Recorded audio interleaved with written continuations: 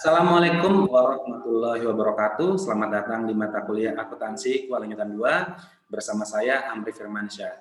Dalam kesempatan kali ini saya akan mengulas tentang transaksi mata uang asing. Nah, setiap transaksi yang memiliki nilai ekonomi diukur dengan satuan mata uang yang berlaku di suatu negara. Harga barang dan transaksi dinyatakan dalam suatu satuan mata uang. Dalam konteks Indonesia, jika harga barang yang dinyatakan dalam satuan rupiah, maka pembayaran atas jual beli barang tersebut juga dilakukan dalam mata uang rupiah. Ini merupakan transaksi lokal.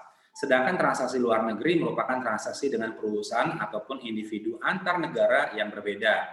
Sementara itu, transaksi dalam mata uang asing merupakan transaksi yang menggunakan pengukuran lain selain mata uang lokal ataupun rupiah. Dalam perdagangan antar negara, nilai transaksi dinyatakan dalam denominasi mata uang yang disepakati pihak-pihak yang melakukan transaksi. Transaksi dapat didenominasikan dalam mata uang dari salah satu pihak yang bertransaksi atau menggunakan mata uang yang berlaku secara internasional. Yang diselesaikan pembayarannya berdasarkan denominasi mata uang tertentu. Kemudian di sini ada istilah dalam jenis mata uang. Yang pertama adalah mata uang lokal, merupakan mata uang yang berlaku sebagai alat pembayaran yang sah di suatu negara. Mata uang asing ini merupakan mata uang selain mata uang lokal dan dapat dijadikan sebagai alat pembayaran yang sah di negara itu. Kemudian juga ada mata uang fungsional, ini merupakan mata uang yang dijadikan sebagai standar pengukuran transaksi dalam lingkungan bisnis di mana entitas beroperasi. Kemudian mata uang pelaporan ini adalah mata uang yang dijadikan sebagai pengukuran dalam akuntansi ataupun penyajian setiap akun dalam laporan keuangan.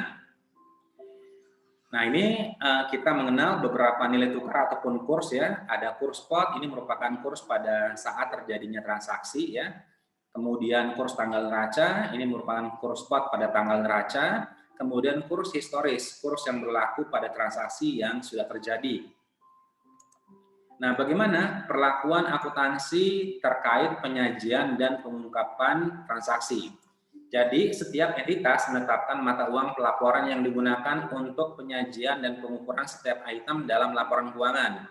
Ini mengikuti kebijakan akuntansi yang berlaku di masing-masing negara, yaitu mata uang lokal. Di Indonesia, entitas akuntansi dapat menggunakan mata uang rupiah dan atau mata uang US dollar dengan syarat mengajukan izin ke Kementerian Keuangan.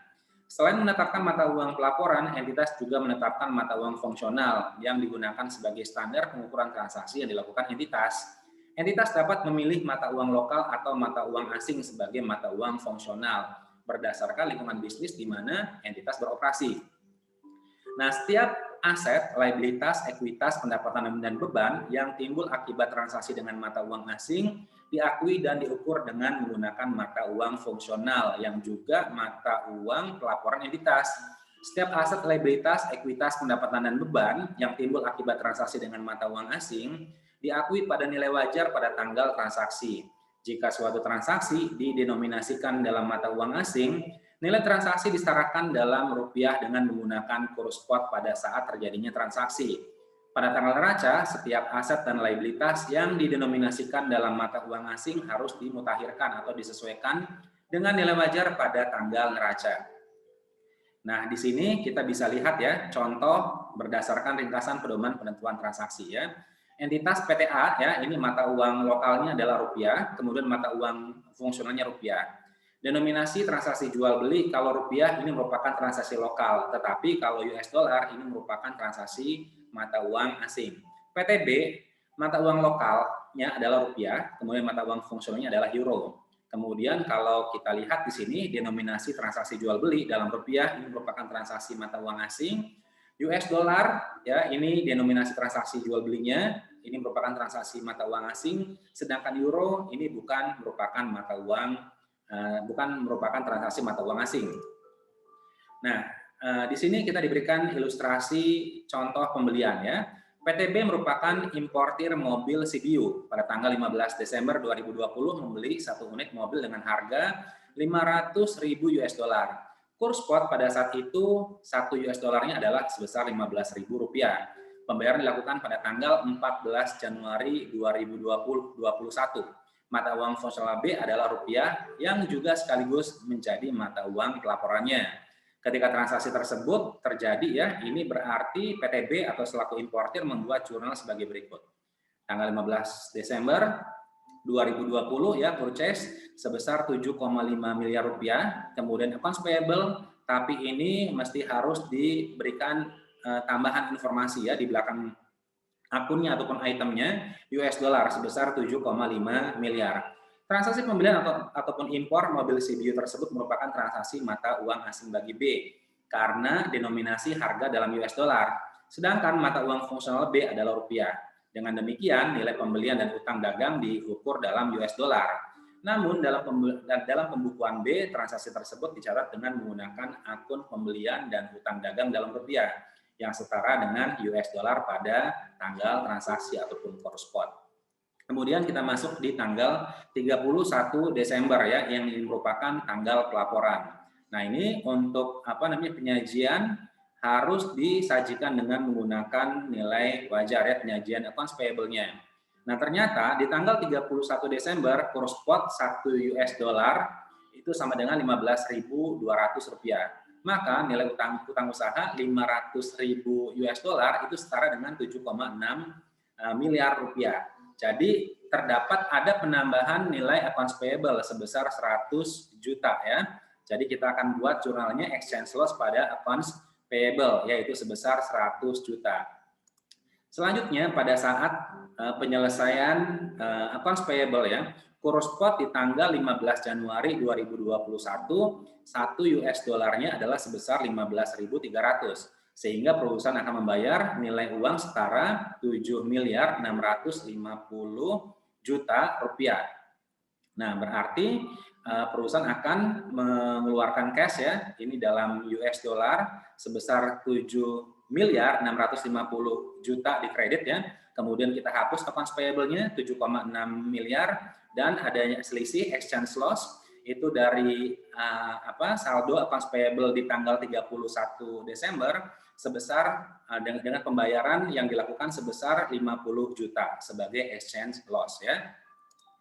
Nah, selanjutnya kita juga diberikan contoh untuk penjualan yang didenominasikan dalam mata uang asing. PT Rotan Indah menjual furniture bahan baku rotan ke Inggris.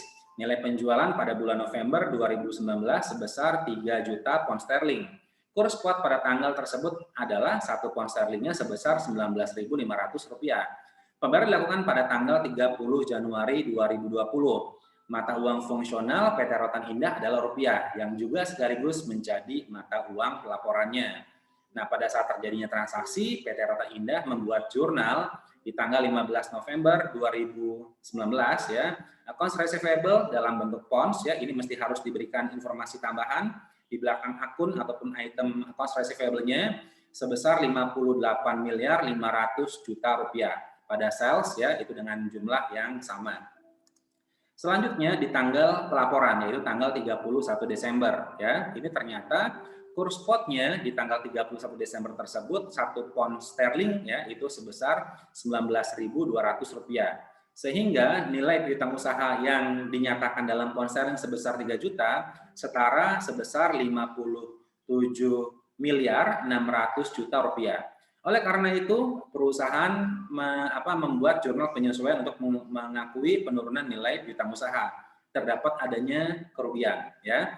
Jadi kalau misalkan piutang, kemudian kurs rupiahnya mengalami penguatan, ini akan ada exchange loss. Tapi kalau misalkan piutang untuk kurs kursnya mengalami penurunan, ini ada exchange gain. Nah, begitu sebaliknya untuk yang accounts payable. Jadi accounts payable kalau misalkan kurs rupiahnya mengalami penguatan, itu ada exchange gain, sedangkan kalau untuk rupiahnya mengalami pelemahan ya, ini akan ada exchange gain ya. Jadi seperti ini di tanggal 31 Desember itu jurnalnya exchange loss pada accounts receivable, tapi jangan lupa accounts receivable-nya itu diberikan informasi tambahan dalam kurung pound sterling ya, sebesar 900 juta rupiah.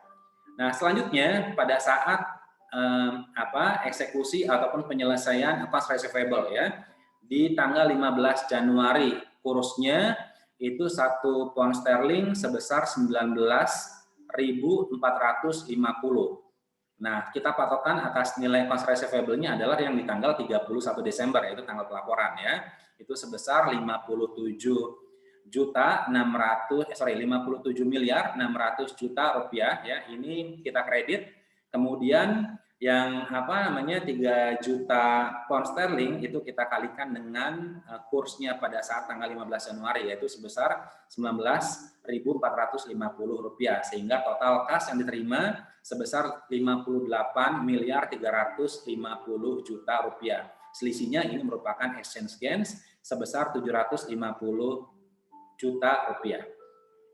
Oke, demikian penjelasan dari saya. Mudah-mudahan bermanfaat. Terima kasih untuk perhatian teman-teman semua. Saya akhiri. Assalamualaikum warahmatullahi wabarakatuh.